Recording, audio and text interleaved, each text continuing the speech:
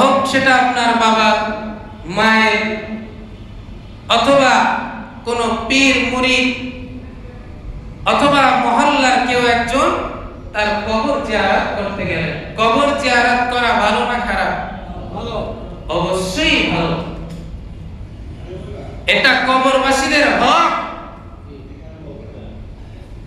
কবরবাসীদের হক, তাদের হক আদায় করতে হয়। এবং কবরস্থানে গেলে নিজের দিলটা নরম হয়, মৃত্যুর কথা স্মরণ হয়, আখিরাতের কথা স্মরণ হয়, হাসর নাসরের কথা স্মরণ হয়। এর জন্য কবরস্থানে যেতে হয়।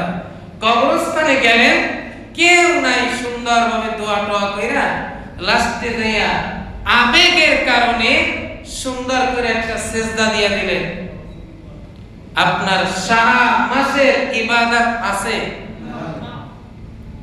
এই যে আমাদের ছোট্ট ছোট্ট ভুলগুলি হয়, যার কারণে আমরা সামনে আগাই 3 পা, সামনে আগাই 10 পা পিছনে যায়।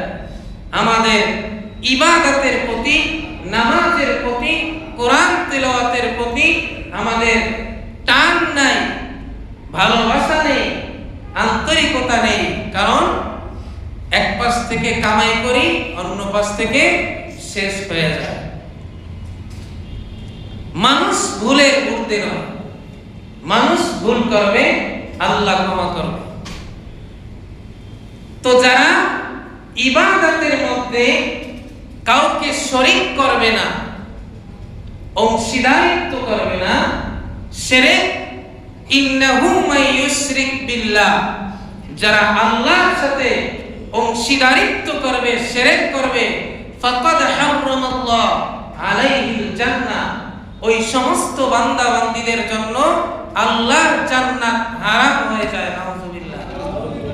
শিরক কি শুধু সিজদায় হয়? কথায় হয় না, কাজে হয় না, কর্মে হয় না? আমাদের এমন অবস্থা, এই শেষ জমানায় দুনিয়ার মধ্যে যত ফিতনা আসছে, আল্লাহ যত নবী রাসূল দুনিয়ায় পাঠাইছে, প্রত্যেক নবী রাসূল তার উম্মতদেরকে একটা ফিতনার কথা উল্লেখ করছে। সেই ফিতনার নাম কি জানেন? প্রত্যেক নবী রাসূল তার কওমকে, তার জাতিকে এই ফিতনার কথা বলছে। মাসিহাদ দাজ্জাল, মাসিহাদ দাজ্জাল, দাজ্জালের ফিতনার কথা প্রত্যেক নবী রাসূল তার কওমকে, তার জাতিকে বলছে।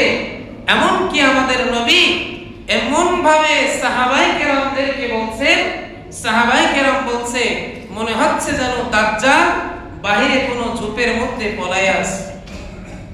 অথচ 1500 বছর আগের কথা।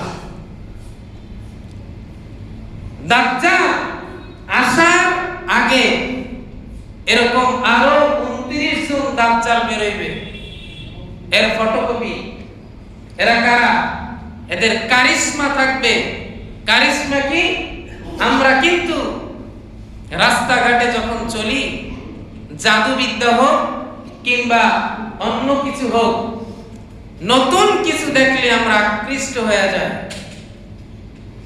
এত বড় আল্লাহ ওলি, এর মুরিদ হইতে হবে আমার। দাজ্জাল দুনিয়ায় আগমন ঘটবে জান্নাত আর জাহান্নাম নিয়ে। মৃত ব্যক্তিকে জীবিত করবে, আপনার বাবার বাবার বাবাকে আপনার চোখের সামনে জীবিত করবে। যেই কলিজার টুকরা সন্তান চোখের সামনে থেকে বিদায় হয়ে গেছে, সেই সন্তানকে আপনার সামনে জীবিত করবে। আপনি তার মুরিদ না হয়ে পারবেন? পারবেন? পারবেন না। আপনিও তার মুরিদ হয়ে যাবেন।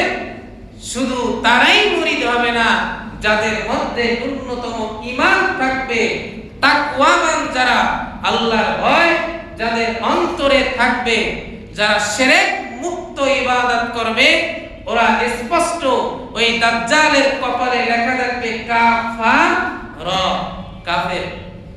এই ভালো মন্দ, হালাল হারাম জাস্টিফাই করার ক্ষমতা আল্লাহ সবাইকে দেয়, দেয়।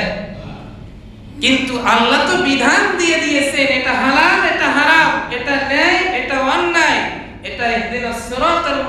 রহিমের পথ, এটা শয়তানের পথ। আমরা কোন পথে চলি? শয়তানের পথকে আমরা অনুসরণ করি। অথচ আল্লাহ বলছে ইন্নাশ শাইতানা লাকুম আদুউম মুবিন, খবরদার শয়তান কিন্তু তোমাদের প্রকাশ্য শত্রু। শয়তানের পদঙ্ক তোমরা অনুসরণ করো না। আমরা সেই পথেই চলি। হারাম পথ কার পথ? শয়তানের না রাসূলের? শয়তানের। মানুষ হালাল খাইতে বেশি ভালোবাসে না হারাম? হারাম। হারাম খাইতে ভালোবাসে কারণ দুনিয়ায় হারামে আরাম, দুনিয়ায় হারামে আরাম, আখিরাতে হারামে গজব। এর জন্য ইবাদত করব কার? আল্লাহ পাকের। ইবাদতের মধ্যে অন্য কাউকে শরীক করা যাবে না। আল্লাহ যেটা হত্যা করতে নিষেধ করছে সেটা হত্যা করা যাবে না। যারা এই সমস্ত কাজ থেকে বিরত থাকবে, ইউদাআফ লাহুল আযাব ইয়াউমাল কিয়ামা, যারা করবে এই সমস্ত কাজ কিয়ামতের দিন, হাসরের দিন তাদের শাস্তি দ্বিগুণ হবে। তবে ইল্লা মান তাবা ওয়া আমানা ওয়া আমিলা সলিহা ফাউলাইকা ইউবাদদিলুল্লাহু সাইয়্যাতিহিম হাসানাত, যারা তওবা করবে, ফিরে আসবে, আল্লাহ পাকের একনিষ্ঠভাবে ইবাদত করবে, আল্লাহ তাদের পিছনের যেই দোষ, অপরাধ, অন্যায়, গুনাহ সেগুলি নেকি দ্বারা পরিপূর্ণ করে দিবে। সুবহানাল্লাহ।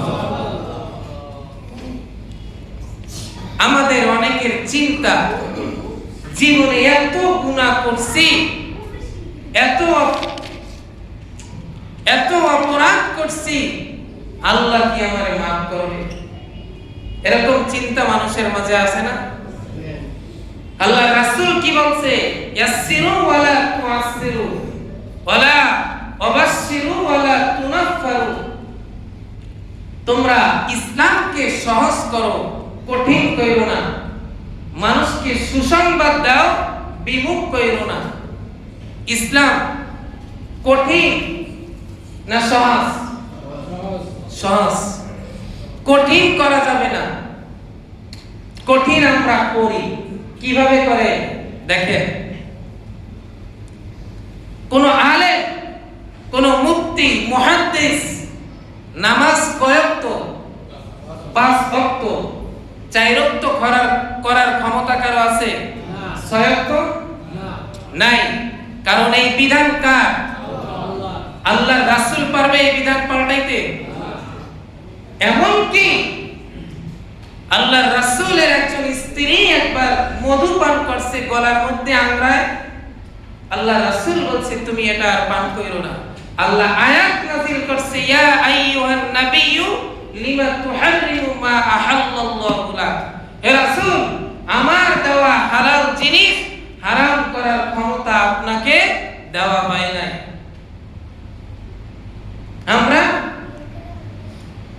আমরা কি করি?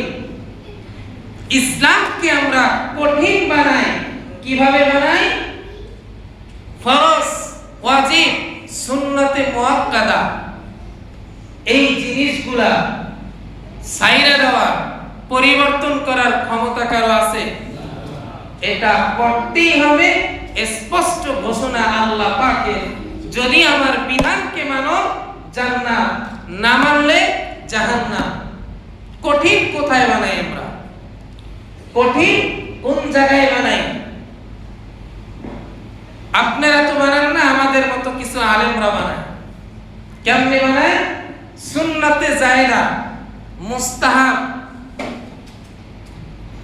এই বিধান কি আপনার আমার জন্য বাধ্যতামূলক? বুঝছেন? কিন্তু কঠিন ইসলাম কোন জায়গা থেকে হয়? সুন্নাতে জায়েদা এবং মুস্তাহাব। যদি আমার মুসল্লি সবাইরে কই যে এই বিধানটা যেটা মুস্তাহাব আপনাকে মানতেই হবে, এই ইসলামকে তাহলে কি বানাইলাম আমি? কঠিন বানাইলাম। আল্লাহ রাসূল বলছে ইয়াসসিরু ওয়ালা তুআসসিরু, তোমরা সহজ করো, কঠিন বানাইও না। কি? ইসলামকে, বিধানকে কঠিন বানাইও না, মানুষের উপরে চাপাইয়া দিও না। এখন যদি আমি চাপাইয়া দিই মুস্তাহাব, এটা মানতেই হবে।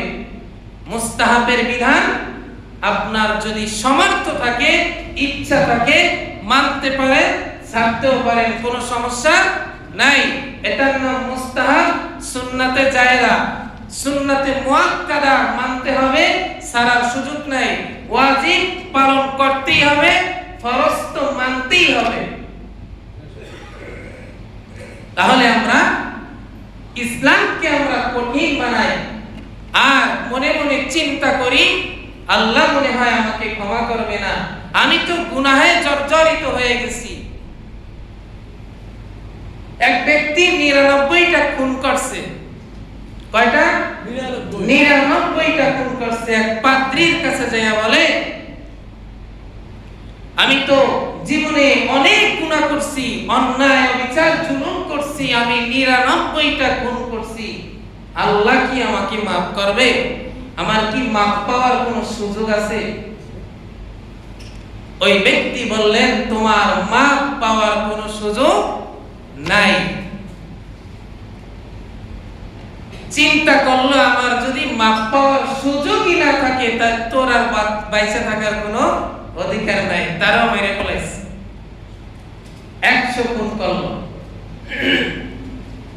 এরপরে এক আলেমের কাছে গেলেন, আলেমের কাছে যাইয়া বললেন, হুজুর আমি জীবনে 100 খুন করছি, আমার কি মাফ পাওয়ার কোনো সুযোগ আছে কিনা? আমার মাফ পাওয়ার কোনো সুযোগ আছে কিনা? হুজুর বললেন, অবশ্যই তোমার মাফ পাওয়ার সুযোগ আছে, তবে অমুক জায়গায় তোমাকে যেতে হবে, তোমাকে অমুক জায়গায় একজন বুজুর্গ আছে, তিনি তোমাকে মাফের রাস্তা, তওবার রাস্তা দেখায়া দিবে, তুমি মাফ পাওয়া যাবে ইনশাআল্লাহ। এই কথা শুনে ওনার দিলটা নরম হইল, অনুতপ্ত হইল, দিলের মধ্যে তামান্না, আকাঙ্ক্ষা যে আল্লাহর কাছে আমি মাফ চাবো, আল্লাহ আমাকে মাফ করে দিবে, আমি কখন সেই ব্যক্তির কাছে যাব, এরকম দিলের মধ্যে তামান্না নিয়ে চলতাছে। 3 ভাগের 1 ভাগ গেছে, 2 ভাগ বাকি আছে। জিবরাইল, আজরাইল আলাইহিস সালামকে আল্লাহ পাঠায় দিলেন, আজরাইল যাও আমার এই বান্দার জান কবজ করে নিয়ে আসো। আজরাইলের সাথে 2 দল ফেরেশতা থাকে। কয় দল? 2 দল। এক দল রহমতের ফেরেশতা, আর এক দল গজবের ফেরেশতা, আযাবের ফেরেশতা। যখন নেককার বান্দা বান্দি হয়, রহমতের ফেরেশতা তার জানটা কবজ করতে আসে। যদি বদকার হয়, খারাপ মানুষ হয়, আযাব গজবের ফেরেশতা তার জান কবজ করতে আসে। এটা কিন্তু কোনো বানানো কথা না, সহিহ বুখারী এবং মুসলিমের বর্ণনায় আসছে। 2 ফেরেশতাদের মধ্যে কথার কাটাকাটি লেগে গেল। রহমতের ফেরেশতারা বললেন, এর জান আমরা কবজ করব, আর গজবের ফেরেশতারা বলল, ইনি অনেক পাপ করছে, 100 মানুষ খুন করছে, এর জান আমরা কবজ করব। এক পর্যায়ে তারা সমতায় আসলো, কি আল্লাহর কাছে যাব, আল্লাহ যে সিদ্ধান্ত দিবে সেই সিদ্ধান্ত অনুযায়ী আমরা কাজ করব। পথ অতিক্রম কি বেশি করছে না কম করছে? কম করছে। উনি যে তওবার পথে হাঁটতেছিলেন, সেই পথে বেশি হাঁটছে না কম হাঁটছে? কম হাঁটছে। জায়গা বেশি রইছে, ওনার বাকি রইছে। আল্লাহর কাছে যখন গেল, হে আল্লাহ তাআলা, এই বান্দা তো দুনিয়ার জমিনে 100 খুন করছে, এর জান যারা গজবের ফেরেশতা তারা কবজ করতে চায়, আবার রহমতের ফেরেশতারাও কবজ করতে চায়। তো আল্লাহ যদি কাউকে মাফ করে, তখন প্যাসে ফেলায়, কিসে ফেলায়? বিপদ দেয় কে? উদ্ধার করে কে? আল্লাহ উসিলা খোঁজে, বান্দাকে মাফ করার উসিলা খোঁজে, প্যাসে ফেলায়। একটা প্যাস দিয়া দিয়েছে আল্লাহ। আল্লাহ বলছে উনি যে তওবার পথে হাঁটছিল সেই পথ যদি কম হয় তাহলে গজবের ফেরেশতারা তার জান কবজ করবে। যদি বেশি অতিক্রম কইরা ফেলায়, যে অল্প কিছু পথ বাকি আছে, তাহলে রহমতের ফেরেশতারা তার জান কবজ করবে। এবার কি করবে? আল্লাহ বলছে যাও পথ মেপে দেখো কোন পথে উনি বেশি ছিল। উনি কোন পথে বেশি? উনি তওবার পথ বেশি দূর যেতে পারে নাই, অল্প কিছু পথ গেছে, বাকি রয়েছে অনেক বেশি পথ। আল্লাহ তাদেরকে মারতে পাঠাইয়া দিয়া অন্য আরব দল ফেরেশতাদেরকে বললেন যাও পিছনের পথটা টেনে লম্বা করে দাও। সুবহানাল্লাহ। মারতে মারতে দেখে পিছনের পথ বেশি আর সামনে অল্প কিছু জায়গা আছে। আল্লাহ রাব্বুল আলামিন এই বান্দার জানটা রহমতের ফেরেশতাদের মাধ্যমে কবজ করাইলেন এবং তাকে জান্নাতি হিসাবে কবুল করে নিলেন। আল্লাহ সেটাই বলছে ইল্লা মান তাবা ওয়া আমানা ওয়া আমিলা সলিহা, যারা ঈমান আনবে আল্লাহর প্রতি এবং ভালো কাজ করবে। কি ভালো কাজ? সৎ কাজ করবে, অসৎ কাজে নিষেধ করবে। ফাউলাইকা ইউবাদদিলুল্লাহু সাইয়্যাতিহিম হাসানা ওয়া কানাল্লাহু গফুরুর রহিমা। তার পিছনে যে অপরাধ গুনাহ ছিল, অন্যায় ছিল, সমস্ত গুনাহকে আল্লাহ নেকি দ্বারা পরিপূর্ণ করে দিবে যদি আল্লাহর কাছে তওবা করতে পারে। গুনাহ থেকে বাঁচা 12টা উপায় আমি আপনাদেরকে বলবো। 1 নাম্বার হচ্ছে আখিরাতের ফিকির করা। গুনাহ থেকে যদি আমরা বাঁচতে চাই তাহলে আখিরাতের ফিকির করতে হবে। কিভাবে? আপনারা যদি ডাক্তার বইলা দেয় যে আপনার হায়াত আছে আজকে দিনটা পর্যন্ত, এই ব্যক্তিকে যদি কেউ গালি দেয় জবাব দেবে? মারলে জবাব দেবে? নামাজ যদি কোনো ওয়াক্ত তার সামনে আসে, ধরেন এই জুমার নামাজই আসলো, আজকে তার এই নামাজের অবস্থাটা কি হবে? নামাজ ছাড়বে সে? সূরা লাগলে 1 সূরা 10 বার পড়বে, নামাজ লম্বা হবে, কারণ তিনি জানে আজকে তার শেষ। এই জুমার নামাজই তার জীবনের শেষ জুমা, আসরের নামাজ তার জীবনের শেষ নামাজ। এই চিন্তা যখন কোন বান্দা বান্দির অন্তরের মধ্যে ঢুকে তখন ওর দুনিয়ার কোনো খেয়াল থাকে না, আখিরাতের প্রতি আকৃষ্ট হয়ে যায়। মৃত্যুর কথা স্মরণ করলে দুনিয়ার সব ভুলে যায়। এর জন্য সর্ব অবস্থায় একটা জিনিস মাথায় রাখতে হবে, কুল্লু নাফসিন যায়িকাতুল মাউত। মৃত্যুর স্বাদ গ্রহণ করতেই হবে, কিন্তু সেই সময়টা কখন আমরা কেউ জানি না। এখনো হতে পারে, 10 বছর পর হতে পারে।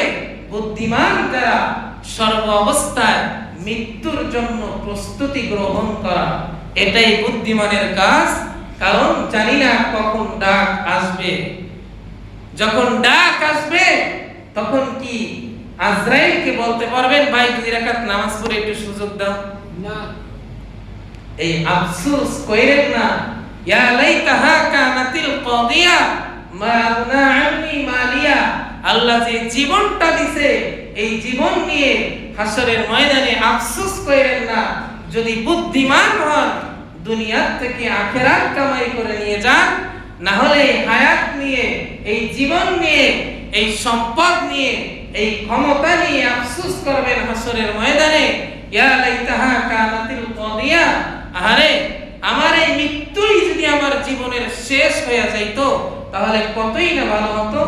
মা আগনা আন্নি মালিয়া, এত সম্পদ দুনিয়ায় ছিল আমার, আজকে হাসরের ময়দানে কোনোই কাজে আসলো না। হালাকা আন্নি সুলতানিয়া, আল্লাহ বলবে ধর রে, দুই ঘাড়ের মধ্যে আগুনের লোহার ব্যারিকেড পরাইয়া দাও, খুজুহু ফাগুল্লু, তাকে নিক্ষিপ্ত করে দাও, সুম্মাল জাহিমা সাল্লু, জাহান্নামে জাহিমের মধ্যে নিক্ষিপ্ত করে দেওয়া হবে।